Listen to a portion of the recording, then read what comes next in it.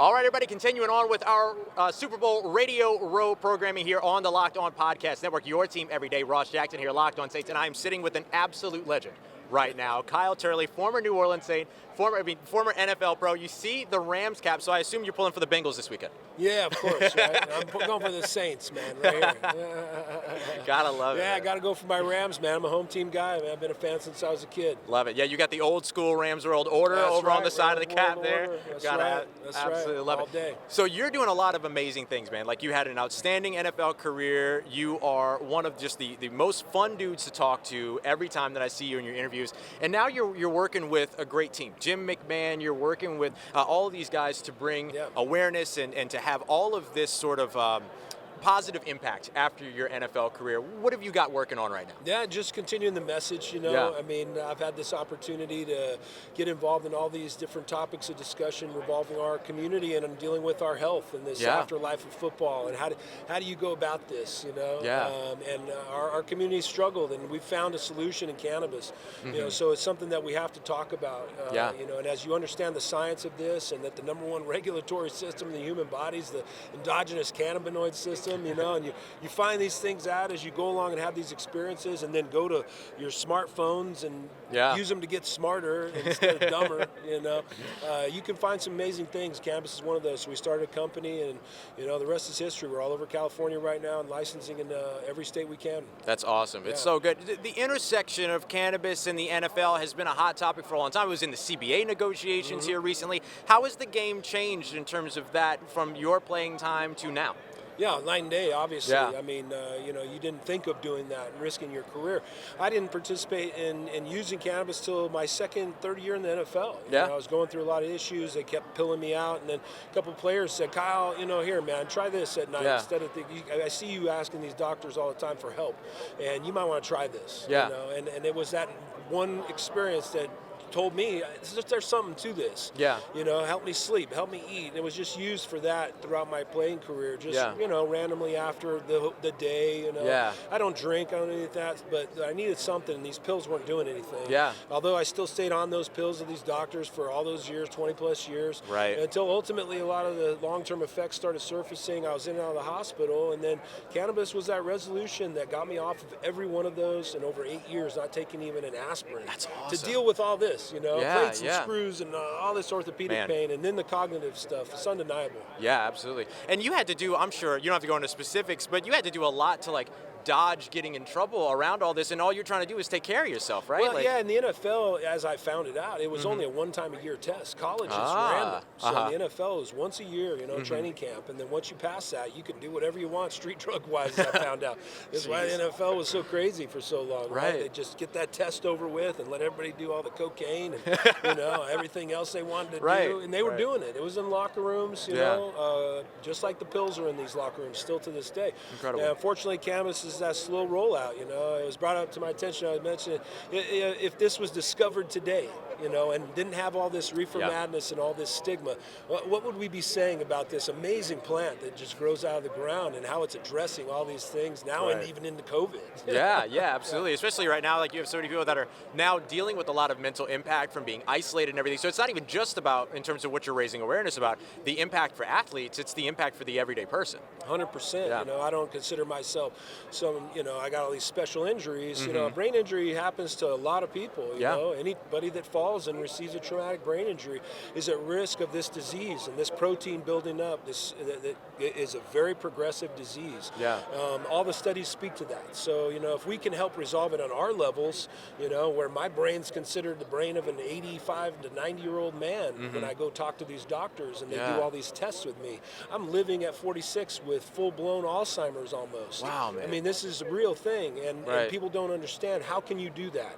You know, and cannabis is the answer. I mean, the cannabinoid system is the answer. I mean, it's helping you be able to, and so many others, be able to live as normal a life as what's available. I would imagine. Beyond what you can comprehend. I've cured neuropathy, plantar fasciitis, light sensitivity, the orthopedic pain I deal with. Cannabis allows me to still coach football, work out every day. Yeah. I'm up every morning walking my dogs to getting in the gym. And I continue to come back here Super Bowl after Super Bowl and seeing all of my older brothers just fading away, and Jim McMahon has to keep going to 85 Bear reunions and seeing less of an attendance, and the guys that are there asking him, like, dude, what are you doing? How can I get a hold of this? What you found?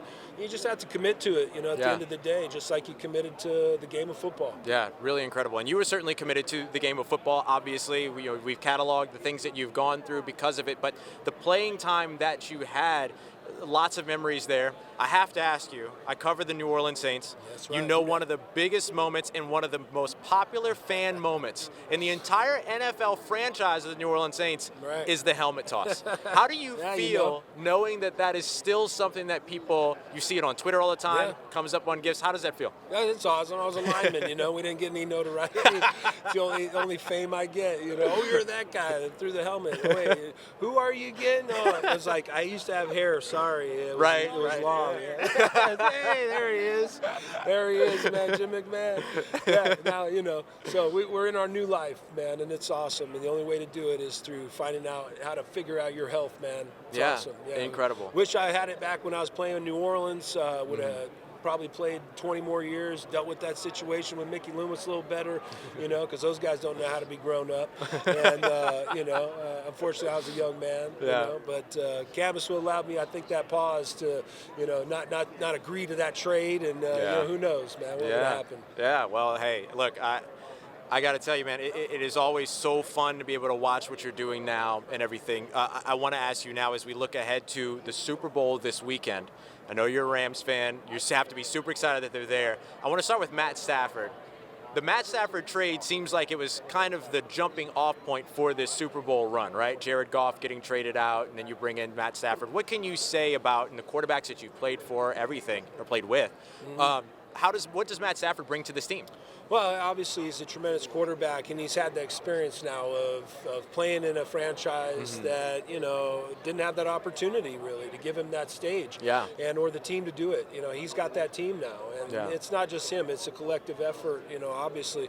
But he's a special player, and he has that chance, to be that guy, to win a Super Bowl. You hope that he doesn't, because if he doesn't, then, where were we? We could have had Goff, right?